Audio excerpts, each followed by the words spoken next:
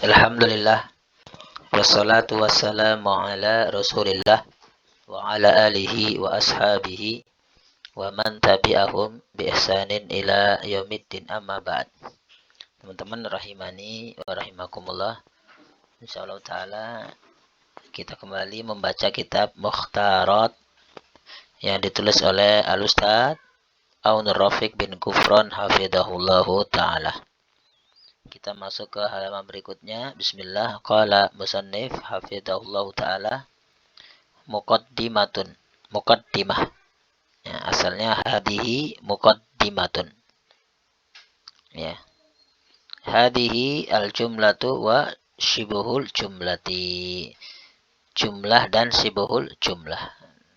Ini kita masuk ke kaidah-kaidah nahwu. Ya. Yang pertama ini membahas tentang muqaddimah, yakni tentang apa itu jumlah dan syibuhul jumlah. Kita lanjutkan.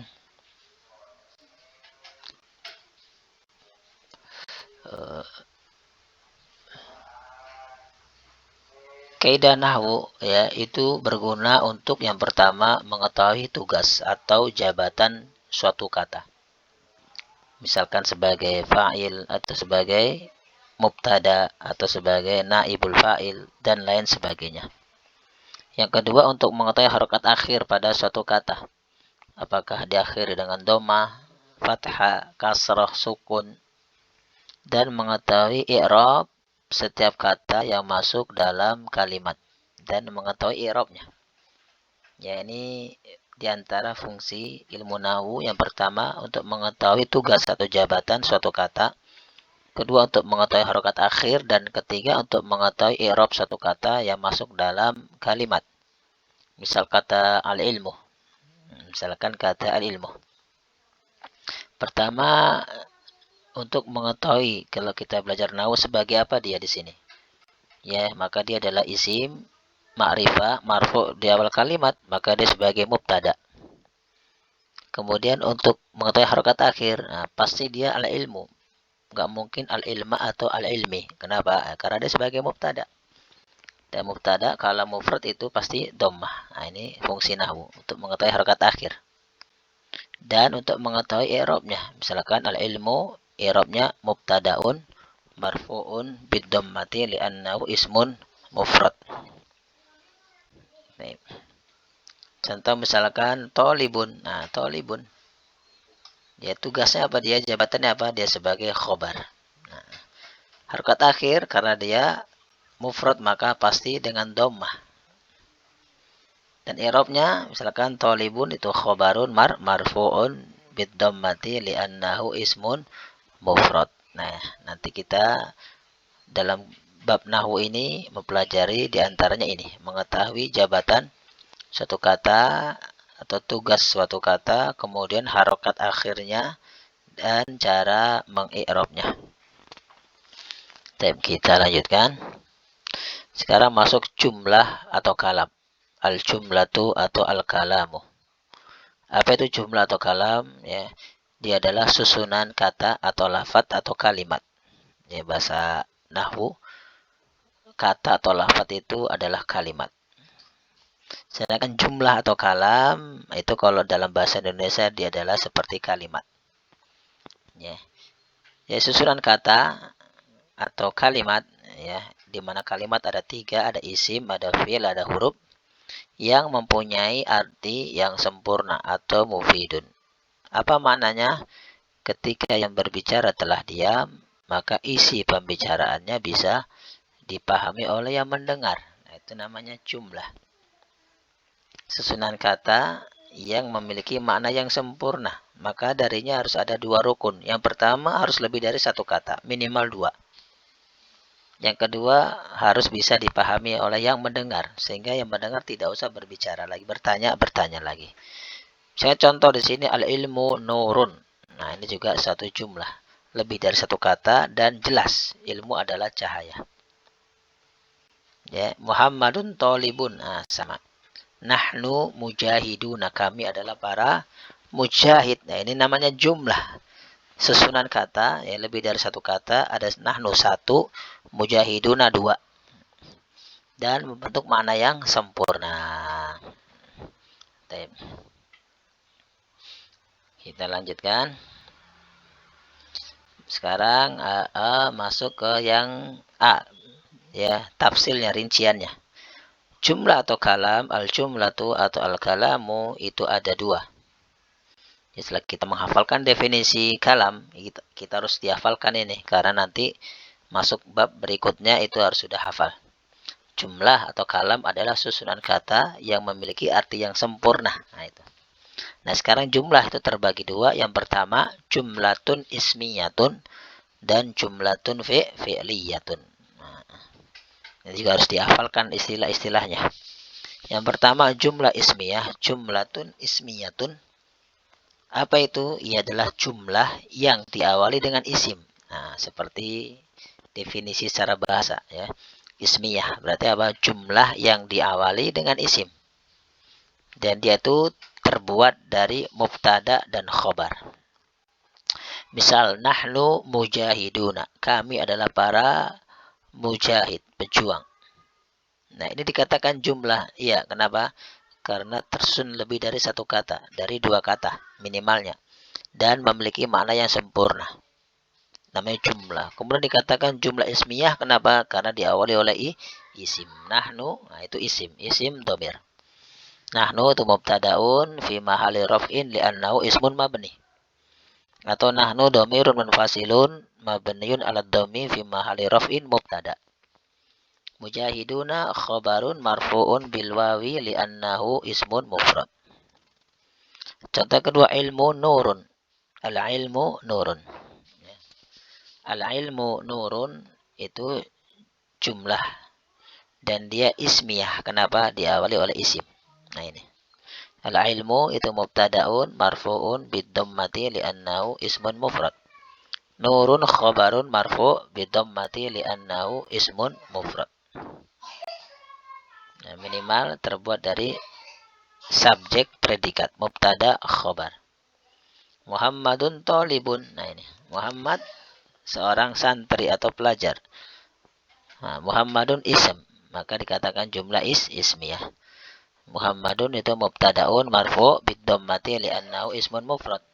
Thalibun khabarun marfu' bid-dhammati li'annahu ismun mufrad. Nah, Muhammad itu subjek, thalibun sebagai predikat. Ini adalah jumlah ismiyah. Contoh dalam ayat Allahus Somad. Allah tempat bergantung. Nah, itu namanya jumlah ismiyah. Kenapa? Diawali oleh isim. Kemudian yang kedua adalah jumlah fi'liyah. Nah, jumlatun fi'liyatun. Nah, kebalikannya, jumlah fi'liyah adalah jumlah yang diawali oleh fi'il. Ya. Atau yang tersusun terbuat dari fi'il dan fa'il. Nah, misalkan contoh di sini yaktubut thalibud darsa.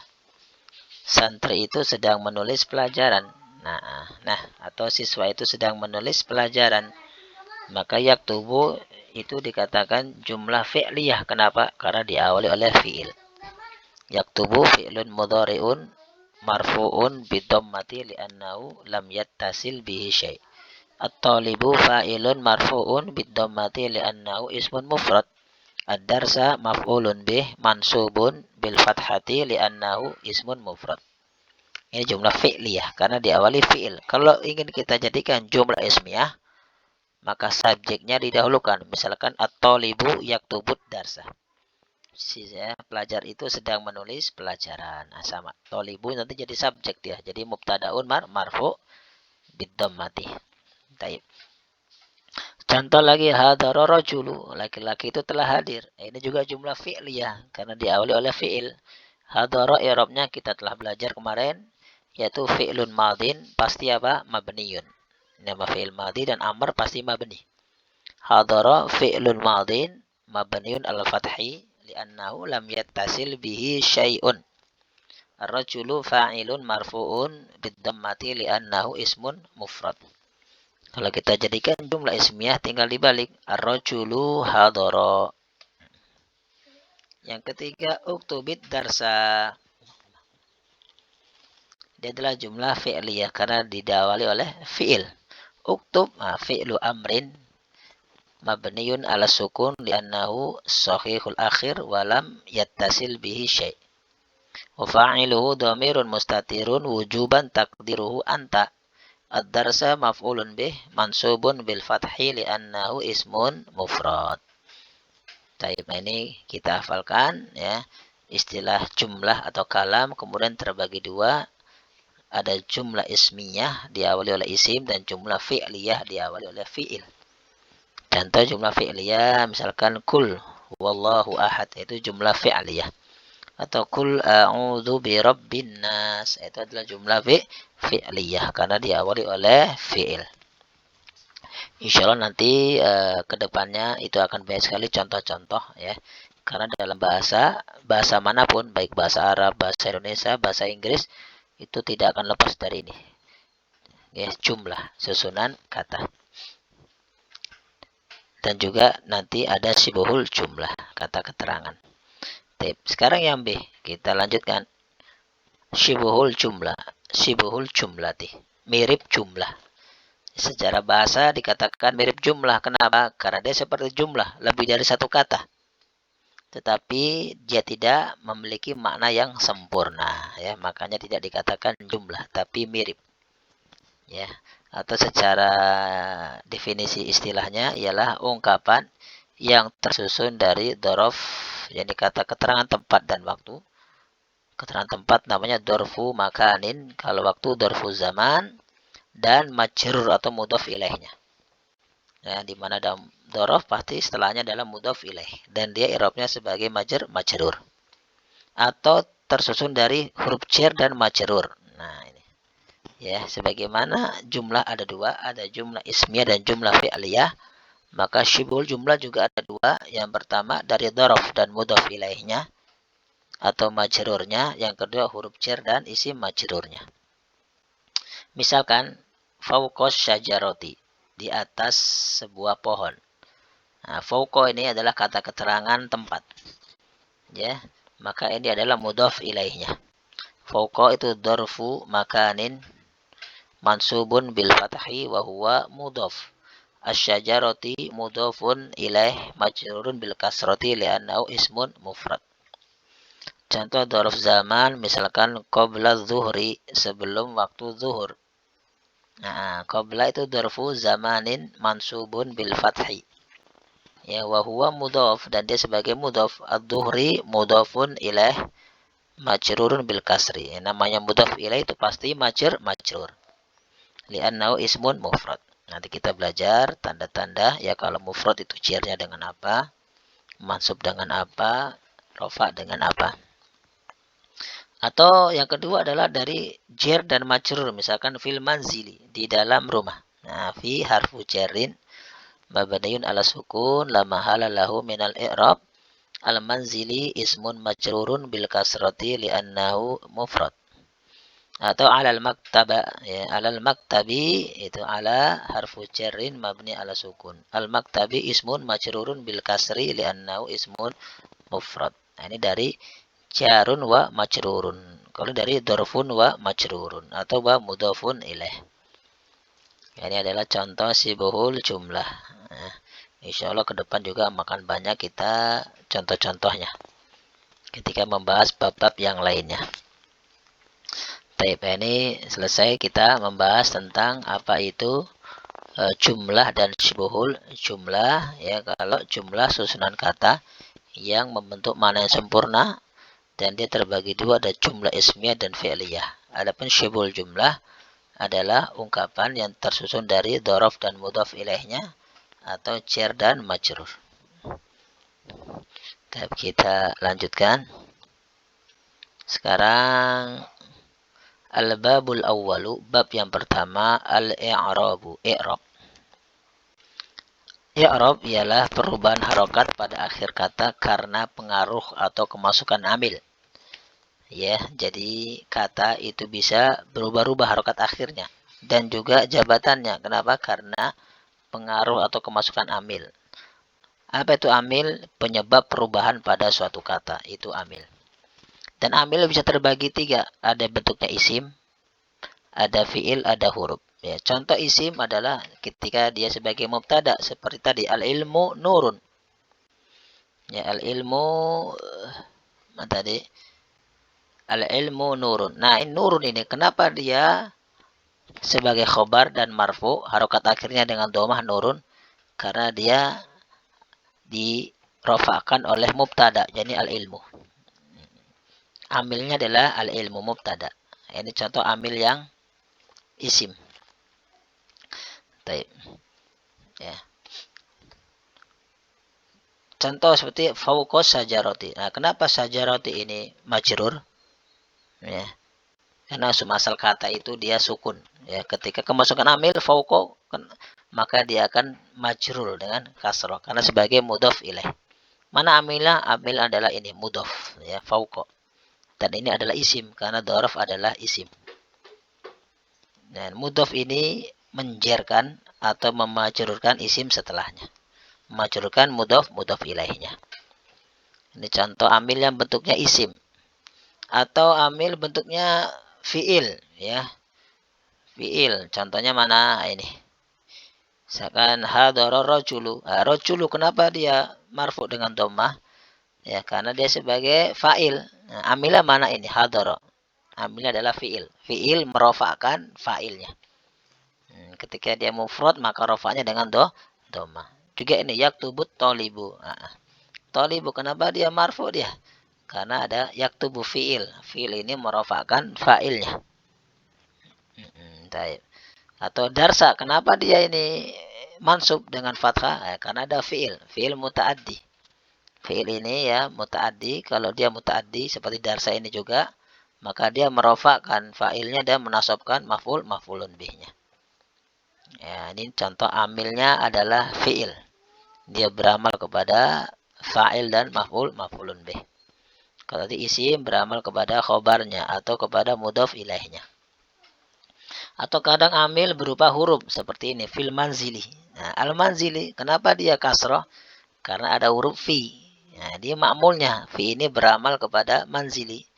Asalnya dia nggak ada harokat. Nah, ketika ada amil kemasukan kata fi maka dia menjadi kasroh. Ismun majrurun. Juga ini alal maktabi. Nah, maktabi kenapa dia kasroh? Jar dengan majrur dengan kasroh karena ada kemasukan huruf jar. Karena ada amil yang berupa huruf. Nah, itu dia contoh amil yang menyebabkan perubahan pada suatu kata, bisa dia isim ya atau fiil atau berupa huruf. Kita lanjutkan. I'rab itu hanya terjadi pada isim dan fiil saja, ya. I'rab itu hanya pada isim dan fiil saja sebagai jabatannya. Adapun huruf maka dia abadan la mahala lahu min i'rab, selamanya tidak punya i'rab. Jadi kita alhamdulillah mengkerucut ya, kalimat ada 3 tapi yang harus kita perhatikan cuma 2, yakni isim dan fiil. Adapun huruf dia tidak ada i'rabnya. I'rabnya cuma la mahala lahu minal i'rab. Nah, yang pertama i'rab pada isim itu ada 3. Yang pertama rafa atau ar-raf'u. Misal jaa Muhammadun. Nah, Muhammadun ini isim. Kenapa katakan isim? Karena dia adalah nama.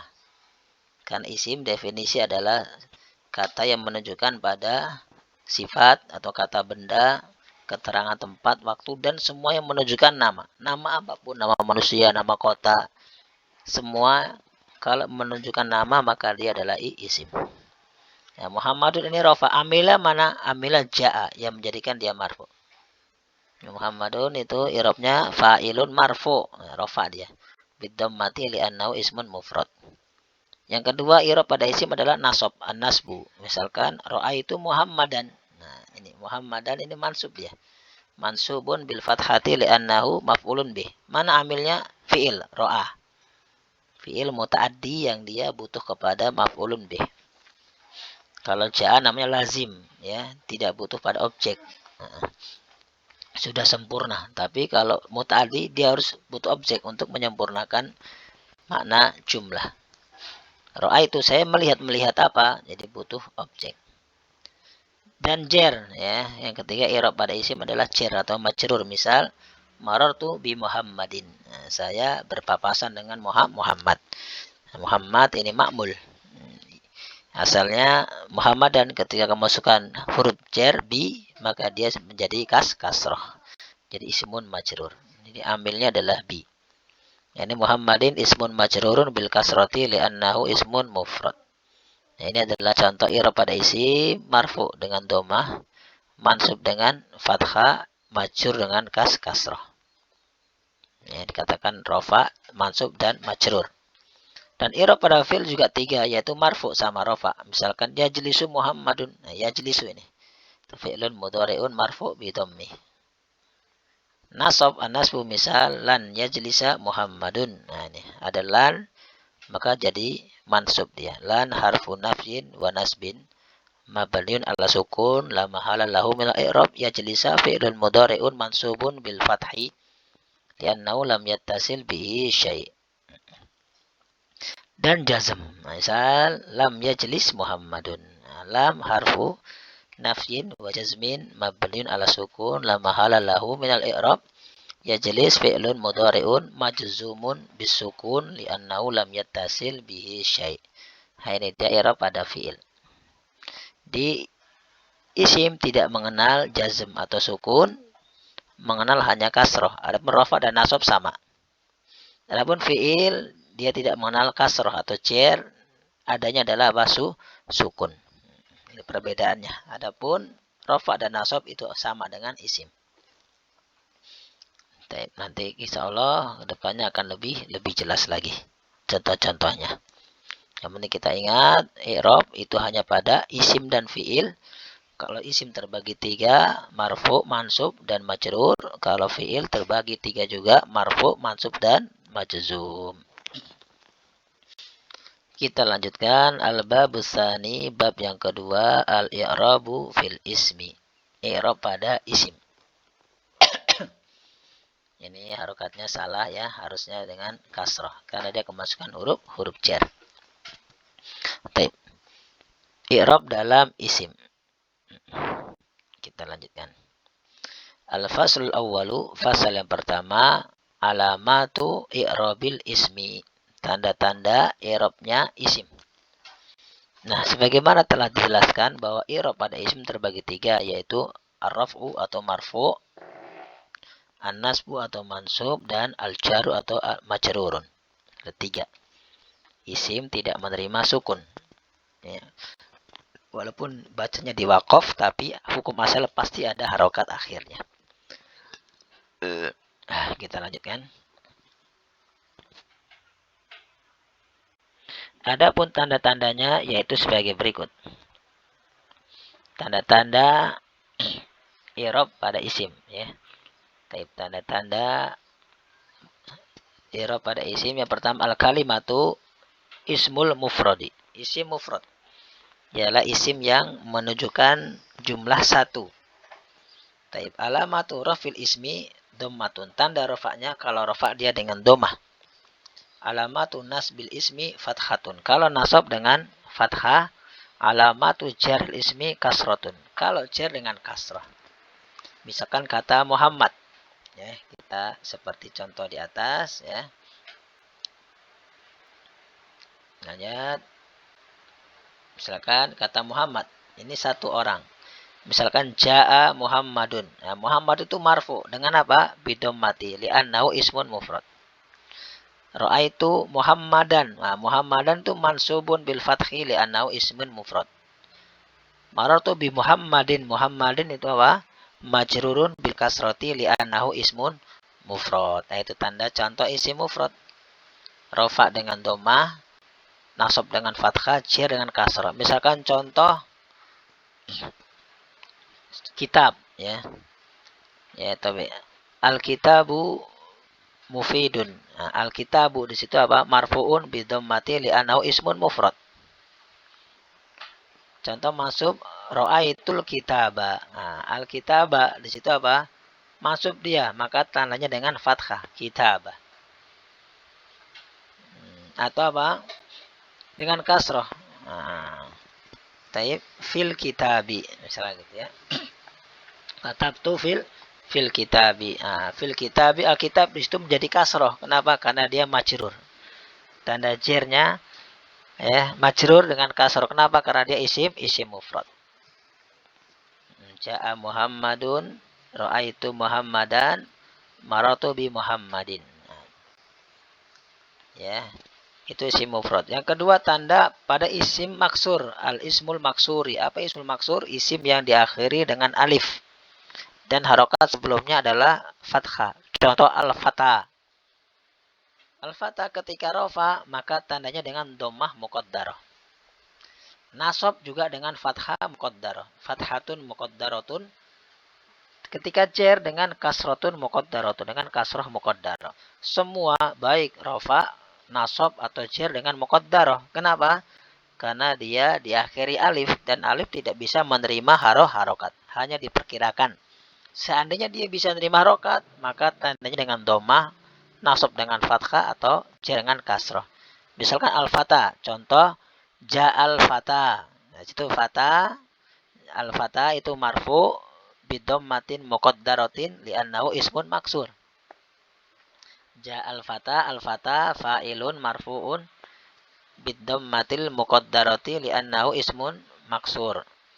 Atau nasab dia. Contoh ra'aitul fata, saya melihat pemuda itu. Nah, al-fata di situ adalah mansub dia. Maf'ulun bih mansubun bil fathatil muqaddarah. Nah, mansubnya dengan fathah muqaddarah. Kenapa? Li'annahu ismun maksurun. Atau jar, misalkan marartu bil fata. Al-fata itu apa?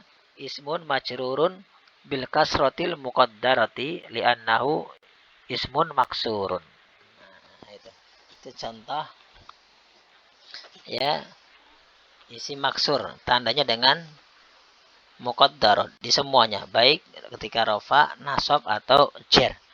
Kenapa? Karena alif tidak bisa menerima apa harokat. Kita lanjutkan contoh yang ketiga adalah ismul mankusi, isim mankus.